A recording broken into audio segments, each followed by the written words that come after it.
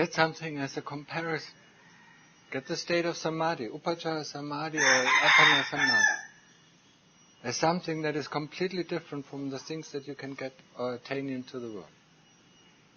And then use it as a comparison to all the pleasures or all the pleasurable things that you think exist in this world. And compare them, how they are. It's like you're completely thirsty in the desert and somebody offers you a Coke, You don't want the Coke in that moment. You don't want sweet things. You want water to get rid of your thirst. But all what they offer is your Coke or Pepsi or Fanta or whatever. Sweet drinks. Sweet tea. But what you need is water. The water of Dhamma is the only thing that satisfies our thirst. And that satisfies our hunger.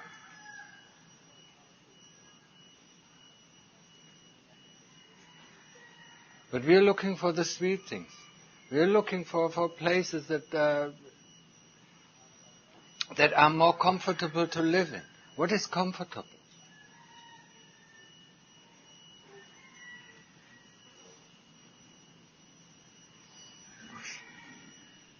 If we can't deal with the problems that are just right now here, whenever can we deal with them? We can only avoid them. Go to this place or go to that place and avoid the problem. But if we deal right here with the problems, then we can get rid of them.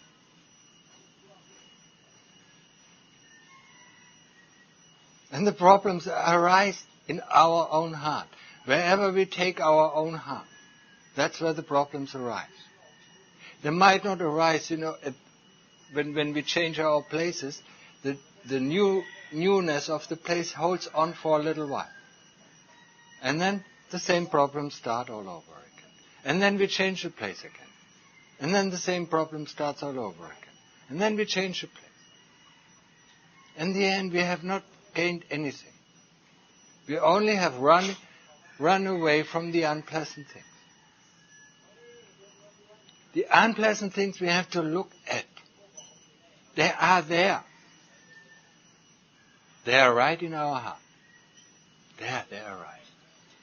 Greed, hate, envy, disgust. They don't arise in the trees. They don't arise in the people. Just right here in the heart. That's where they arise. And that's where we can catch them. And that's where we should catch them.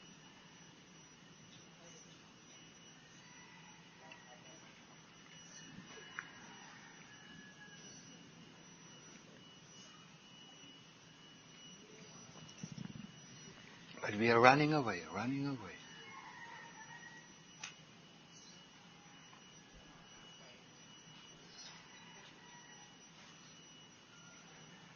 And we don't even know what we are doing.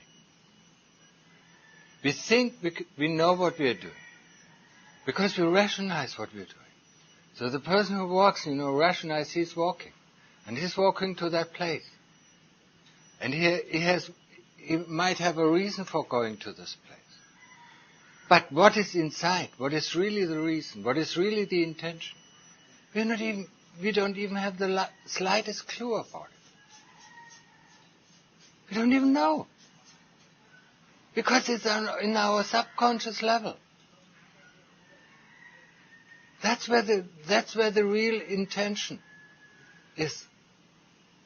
We might help people out of a reason that we think, is worthwhile. But inside, the real intention might be completely different. So we are helping other people. Because we know we can't help ourselves. That's why we help others. And then we feel great. Because when we can help others, we are better off than the others. Because they need help. We don't need help. It's all the working, it's all the magic of avijja that is working. And that is fooling, that is deceiving us. Hiding our true intentions. making contact with the other sex, having a very, very special reason, really, really rational reason. But our true intention, or the true intention beneath it, is just getting close. Because we're interested. And then it starts off, and it ends up.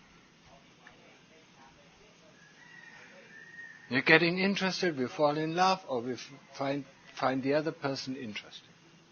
And that's the end of our practice. Avijja is not revealing us the true intention.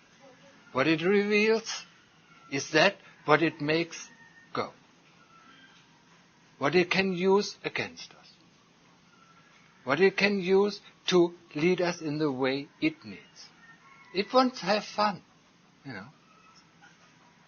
All what avijja wants to have is fun. And we are paying the debt. Or we are paying the bill. With the dukkha that comes with it. We are following avijja and we have to pay the karma. We are just doing something against the 5 precepts and we have to pay for it very difficult. Avijja says, oh, that's not so important. But we are the ones who are reaping the karma. Be clear of it. Only practice, only very intense practice leads us down from consciousness to subconsciousness, to the different levels of subconsciousness. Until one day, sooner or later, we will find the true intent of the heart. Now that's what is behind it. It has fooled us into believing all different things. Yes, this is important. Yes, this is important. This is what we have to do. This is what we have to do. And at the end of our life, we have to done all the unnecessary things, and the necessary things that we should have done, we have not. Of course, it is very helpful. It's very good, to help other people. And there's nothing wrong with helping other people. But if we use this help, to disguise that we ourselves are helpless, then there's something wrong. That we ourselves cannot help ourselves. And who is swimming in the mud and has no ground under his feet can help himself. He first has to find fixed ground under his feet. Some earth, some stone where he can stand up, where he can breathe freely, where he's not drowning constantly. This is what we have to find in our praxis, the basis, our basis of practice. Being it constant mindfulness or constant practice, or being the place of upachara or apanasamadhi. These are the resting places when we do our practice. That's where we can breathe in freely and breathe out. That's where we can relax for the first time. That's the time where the fear and all the doubts and everything vanishes. And in upachara samadhi, then there's just experience. In apana samadhi, there's just knowingness. That's all what remains. Let's go to this wonder. So if you're at a place that is very seducing to practice or intense practice, then use it to get into apana samadhi. And whatever hinders you, chuck it out. Whatever comes in the mind, chuck it out. It has no right to be there. The moment we practice, it has no right to be there. So just give him the red card. Show him the red card and then throw him off the football. Okay. Whatever thought, there is no thought that is allowable. But they come and say, I'm very important, I'm very important. And then we say, yes, you can come in. You can come in and disturb my heart. And I will pay for the bill. You can have a party in my house, and I will pay the bill. And in my house, that is the heart. Do you understand that clearly? These are the ransackers that come in and perturb our heart. That make our heart hot. And we all know the feeling of when our heart is hot. It can be hot with lust or it can be hot with anger. Doesn't matter. It's hot. When it's hot, we all know we have to go and find a cool place. We either take a swim or we take a shower. And what is the shower and what is the swim in Buddhist practice? It's samadhi. It's resting the mind in a cool place. And the cool place is upachara samadhi or appana samadhi. It means the deep state of samadhi or the access samadhi. That's where our true place or true refuge is. But we forget it. We think this is important, that is important, this is what we have to do, and that is what we have to do. And then the end of our life is coming and we have to realize we haven't actually done anything. We have just built up a lot of karma. A lot of bad karma. Maybe if we've done something good, we have also built up some good karma.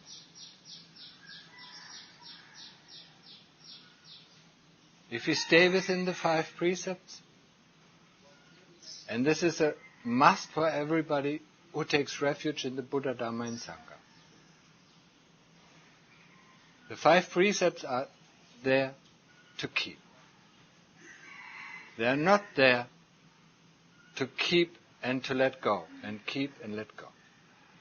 From today on we keep them. If we really want to if we really want to guarantee to ourselves that we are not going to fall in hell. And to fall in hell is easier than we think. We just have to follow the masses. That's where they're going. They're going to no other place than hell. The masses of the people. So if we take their judgment and follow their judgment and follow their doings, that's where we end up. Only if we train our mind to do good, not to follow the bad, to get rid of the bad actions within our heart and thoughts and speech, then this is the way against the stream. This is the stony path that leads to heaven. The easy path doesn't lead to heaven. That's where the world goes. That doesn't lead to heaven. That leads to hell. Remember this well. You can believe it or not. When you end up there, you will know. But then it's too late.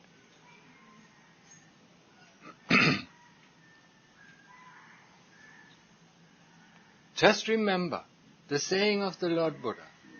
When the Venerable Ananda asked the Lord Buddha, how many people are going to heaven and how many people are going to hell? The Lord Buddha pointed out that bull over there and said, how many horns does he have? And how many hairs does he have on his fur? The many hairs on his fur stand for the people who go to hell. And the 2 horns are standing for the people who go to heaven or Nibbana.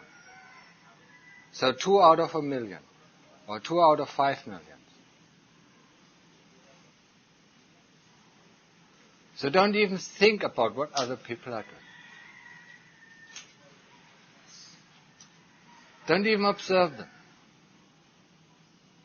Don't judge them. What we are doing is that what we have to judge.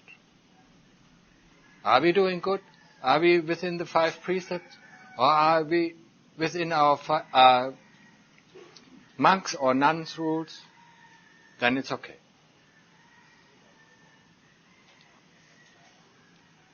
Just judge ourselves. Don't judge others. What the other person is doing, it's their business and it's their karma. We don't have to experience the karma of the other person. We just have to experience our own karma.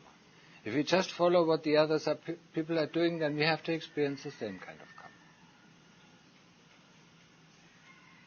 Don't neglect that. Unless you have not entered the stream, the opportunity to go down is there. And it's very present. Every moment it is present. Every moment we can make the decision. Or we normally don't do it very consciously. We make something that leads us down. And it's so easy. I once took up the time, just to count what I have done bad in my life and what I have done good. And just the bad things, I started counting, and I ended up with 100 years in hell. And I was living a pretty moral life. But just the little things ended up, just 100 years.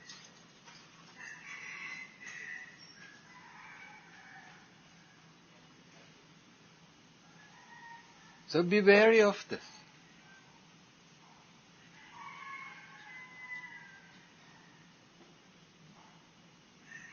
Once we are in a secluded environment, once we are monks and nuns, and we follow the rules, then we don't have to worry. When we are lay people and just follow the 5 precepts, then we don't have to worry about it. But just keep them. Don't play around with them. Today, it's not opportune. Or today there's a nice opportunity to go against it. And it promises us a lot of fun. Just don't do it.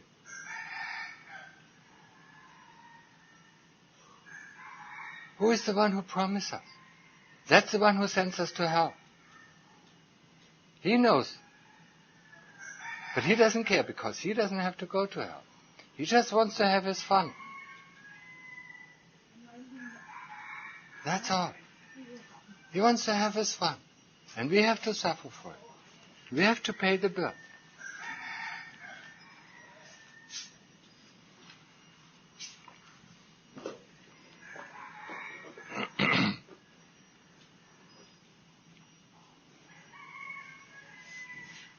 With every word, with every thought, and with every action, we make karma. Be it neutral karma, be it good karma or bad karma.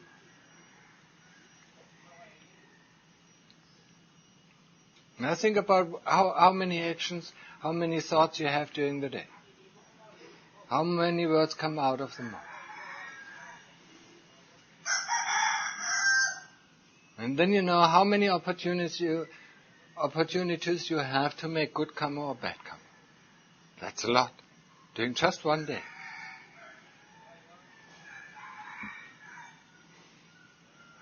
And especially if we are living in the world. We are just following our karma. We are not aware of what we are doing. We just follow the herd. Somebody says us go to the right, and we go to the right. Somebody says us go to the left, and we go to the left. We don't even think about it. Because it's too difficult to think about. And also because we are afraid we're getting outcast. As practitioners, we are outcasts. We are skinheads. We are camels. We are stupid. We enclose, that's what the world thinks about us. We enclose ourselves in a prison. But actually this prison is the most freedom that, if one understands it rightly, it's the most freedom that we can have in this world. It gives us the freedom of not getting burned by the outside world. And getting a cool heart, not worrying about the outside world. That is the advantage. It's not a prison. The Lord Buddha gave it to us as a protection. Be it the rules for the monks, be it the rules for the nuns, or being it the rules for the lay people. As our protection.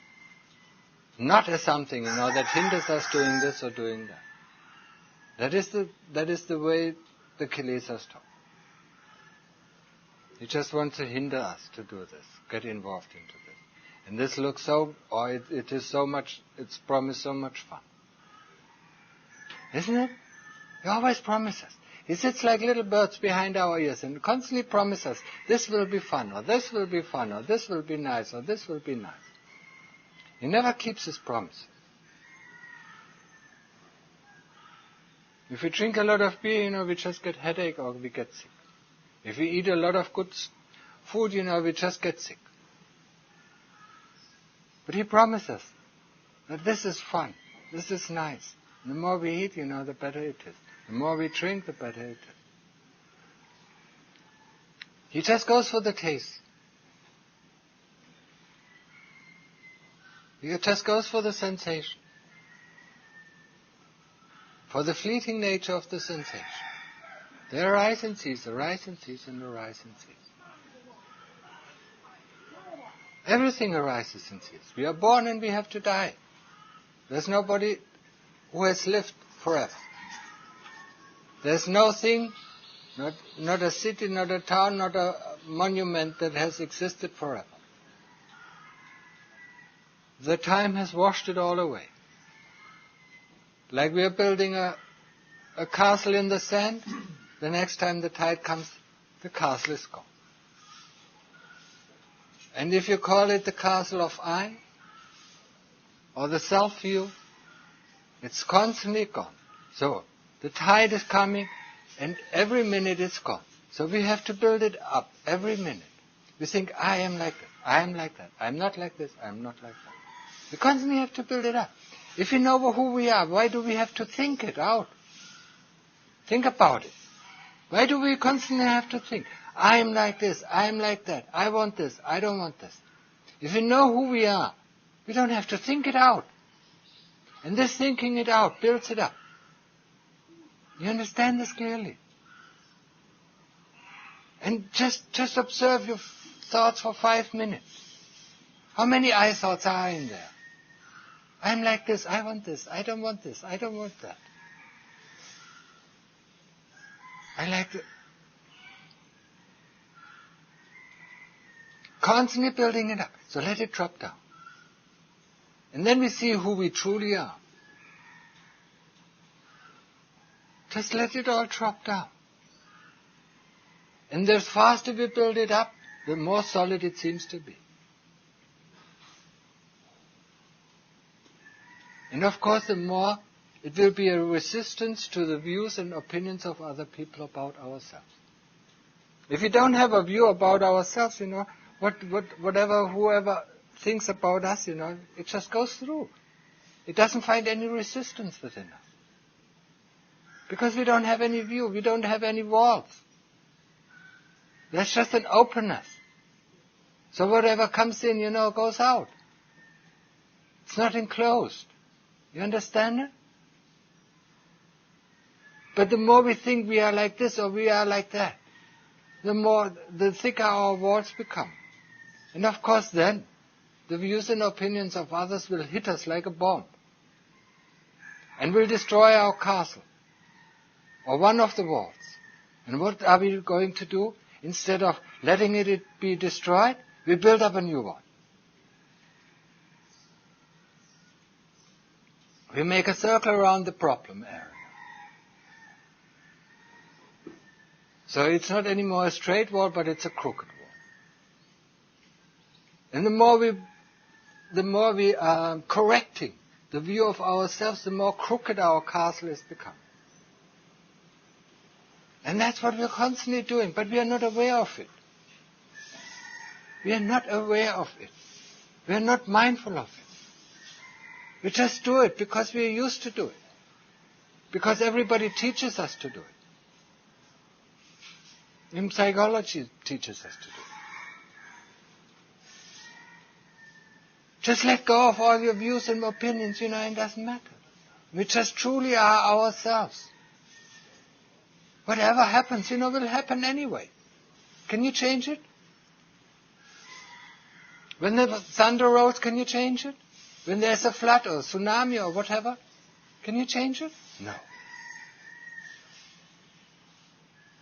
If you're going to get killed, can you change it? Not to being killed? When you're going to die, can you change it not to be die?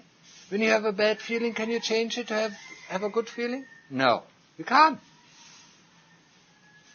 You really can't.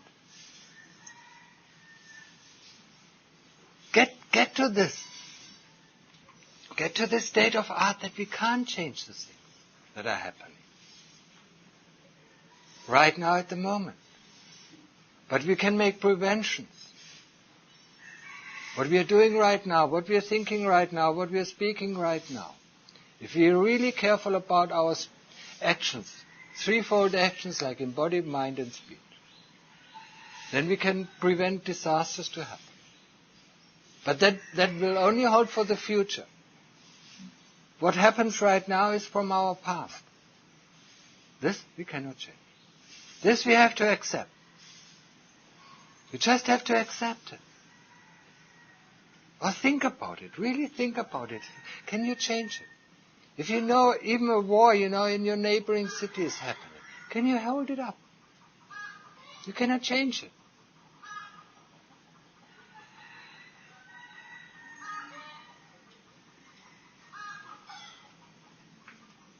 We just can accept it that it is like this. That's all what we can. And we can make prevention for the future not to happen. If we understand that this was our own karma, this was the result of our own karma, or this was the fruit of our own karma, that is just happening right now in that moment. And then we understand the action that leads to this kind of karma. And we are willing not to do this action anymore. Then we can prevent it in the future. But in order to be able to see it, we have to be mindful. We have to have sati. We have to have mindfulness or this awareness. Awareness that is aware of our true intention. Awareness that is aware of our intention and checks our intention against the precept or the rules that we follow. Everything, every word, every thought, and every action. Be aware of the intention. And then just check out the ones who lead to bad karma. Who are going against the rules, who are going against the precept, who are going against our own nature. Or actions that we know that leads to harmful karma. To troubles. To a hot heart.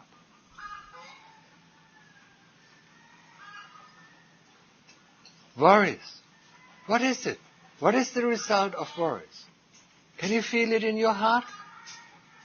When you worry about this or worry about that, is it really a pleasant thing? So why do we constantly do it? Because we think we have to worry. But who tells us we have to think, we have to worry? Who tells us this? Who tells us all the things what we have to do and what we don't have to do, what we like and what we don't like to do? Who tells us this? Avijja, nothing else. So question it a bit. Undermine the power. Don't follow the sweet song of the kilesas. The whispering, oh yes, this would be nice. Oh, I would love to have this. I would love to have this. Oh, this is boring. I should change my posture, or I should go here, or I should go to the sea, or I should go to that country, or I should go to that country. Or I should get married, or I should have a partner, or whatever. This life of practice is so tough, I should get married. It comes up in everybody who practices. One time, there's a time where it's very difficult and one thinks, just giving it up. And as I told you before, what I did in this case, I was just thinking, do you want to be born again? And the answer was clear. Not again. I don't want to be born again. But you have to find your own way. Not to be pulled off by the senses of the world. They are like sirens, when you in the West, you know the story of Odysseus. Of the Odyssey. You know the Latin or Greek story? Who was pulled in by the sirens? Who rode on the ship, you know? You know that? He got his sailors. Yes. The sirens had such a beautiful song, so it attracted them, you know, to row their ship toward the island, and then everybody, you know, drowned there because there were cliffs. And that's nothing else than the kilesas. It's sweet, you know, it's a pulling sound. It's a convincing sound. It's a very rational sound. Very rational. For some people who are very rational, it's very rational. For people who are emotional, it's very emotional. It's always pulling us. It's always pulling us to the cliffs that will shatter our ship.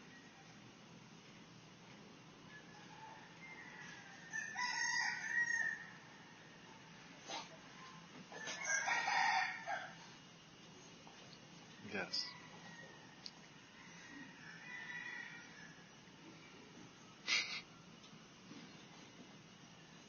When we look at the animals, when we look around, and if we are living in the forest, we have a lot of time looking at, observing the animals. How they act. And that's exactly how we act. Look at the chickens, how they act. It's so human. The males and the females. It's so human. And also the turtles.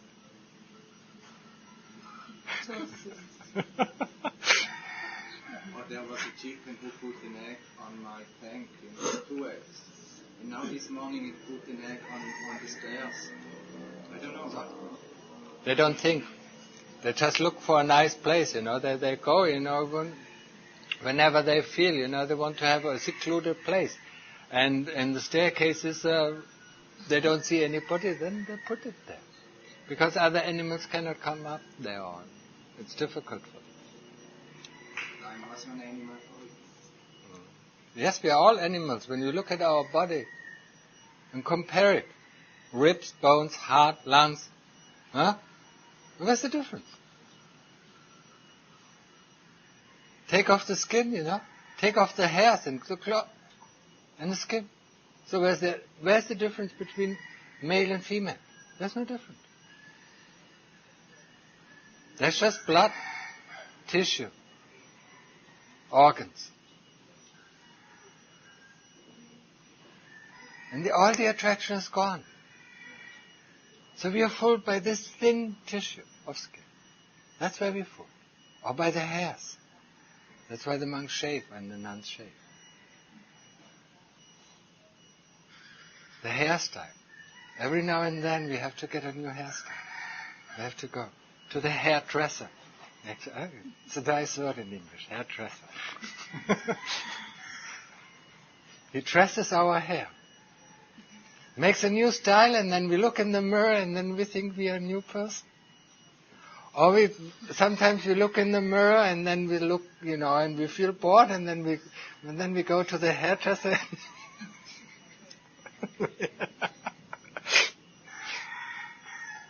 Isn't it?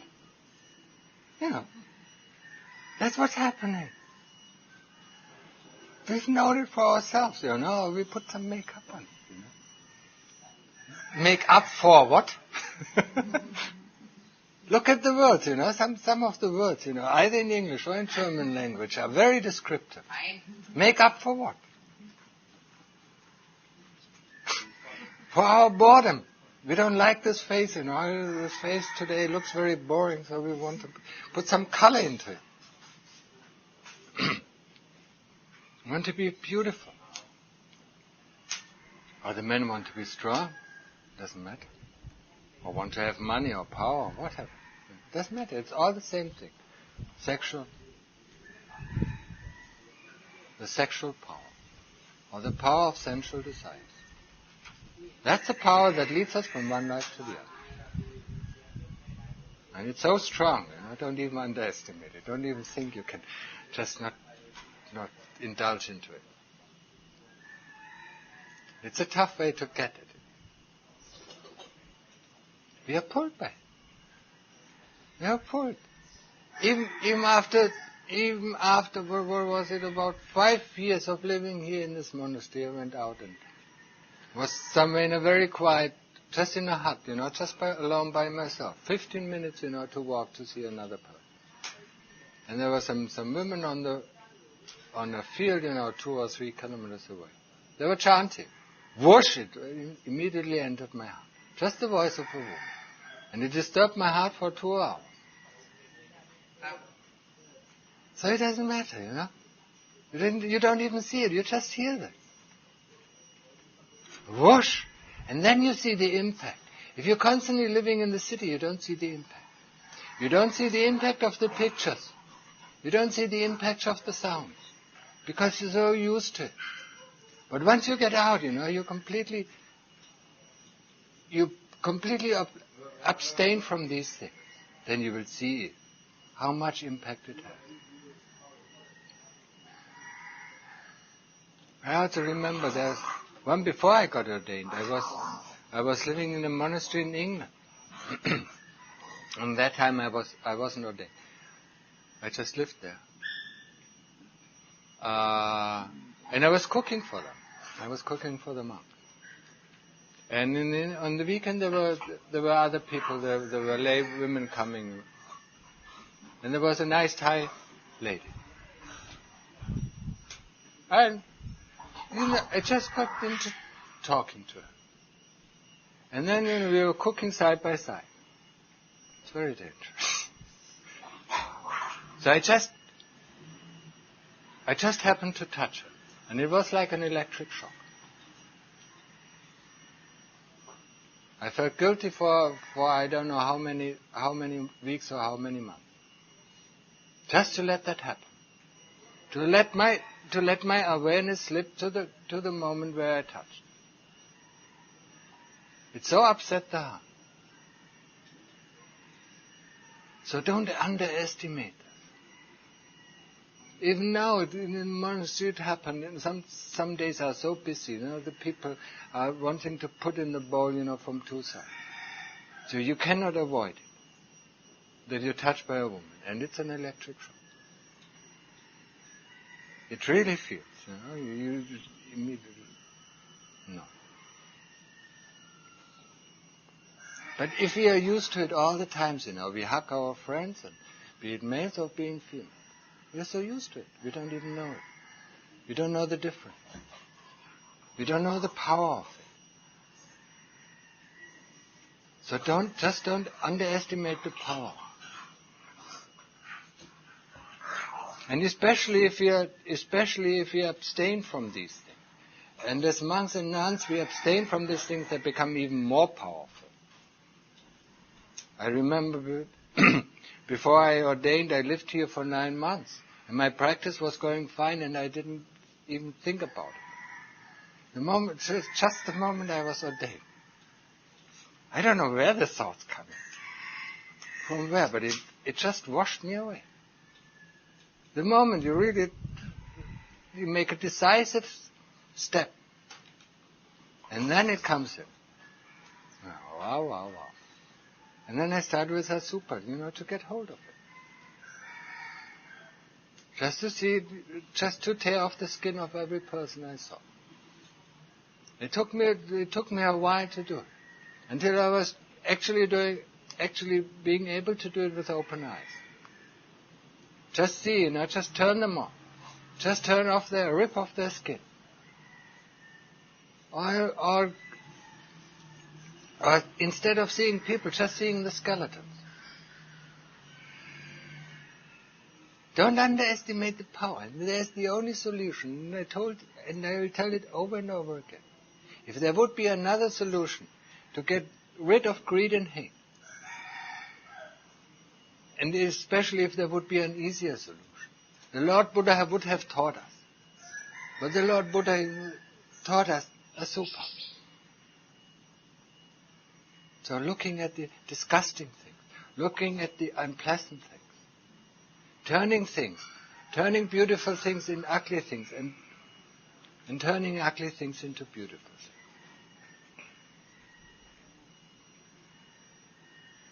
This is the only hope. If you really want to last in robes, That's the only hope. You have to do it once, sooner or later. As a layperson, of course, you don't have to do it. Only if you decide you want to go to the end.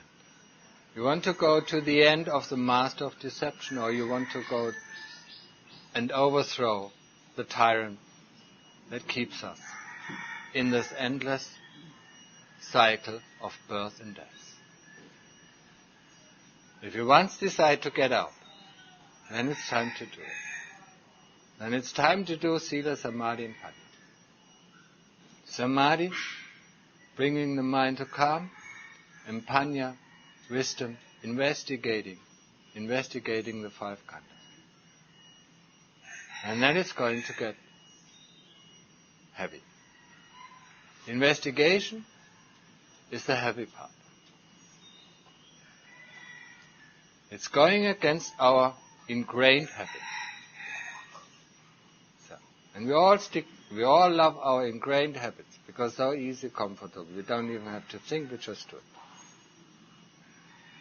But if we start to get mindful and have to think about every action, and the Lord Buddha teaches us in lots of suttas, to be mindful the moment you open your eyes, when you wake up from sleep, to be mindful to get up, to be mindful to put on your dress, to be mindful of wearing the dress.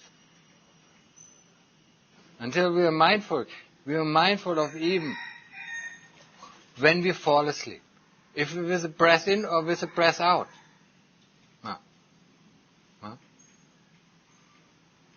Are you mindful of that? Or with a Buddha, which Buddha? So, that's mindfulness. Every time I take a movement, I make a movement with my body, I'm mindful before I do it. That's where mindfulness comes in. Not just grabbing here and grabbing there because we are so used to it. Scratching here and in the end we become just like monkeys, scratching all over. We don't even know what we're doing. Turning around the body.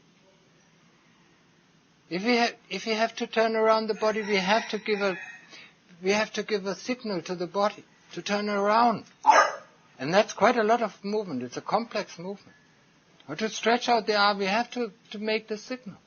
Even to stretch a little finger, we have to make the signal. We can always say, I want to move this finger, but the finger won't move until I send off the signal. And this is an active thought or an active action. So you can be aware of it. But no. It's so complicated. Just sleep. That's much better. Just do what we all have done before. And we have been all so happy, and that's why we all are here. We are so happy in our lives, everything is just working fine. Isn't it? Yeah. Looks like, when I look at the effort that we do in our practice, it looks like that everything is more or less fine.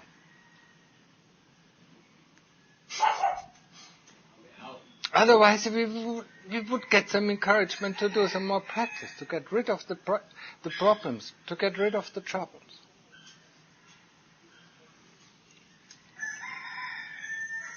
We climb a step, and then we rest, and while we rest, we fall down the step again. The Lord Buddha teaches us, who doesn't constantly put one foot forward, he will make 2 steps backward. So automatically we're going backwards. Or in other terms, automatically we tend to go towards up. So if we don't constantly make a step forward, we think, we can rest. Oh, now I made a good step. So now we can rest. We can rest for a while. But in this while that we rest, we make a lot of steps backward.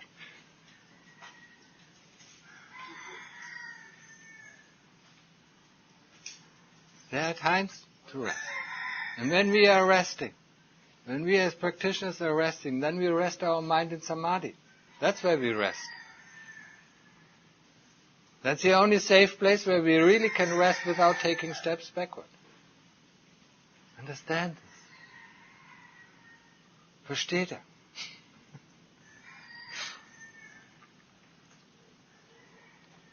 That's where we can rest.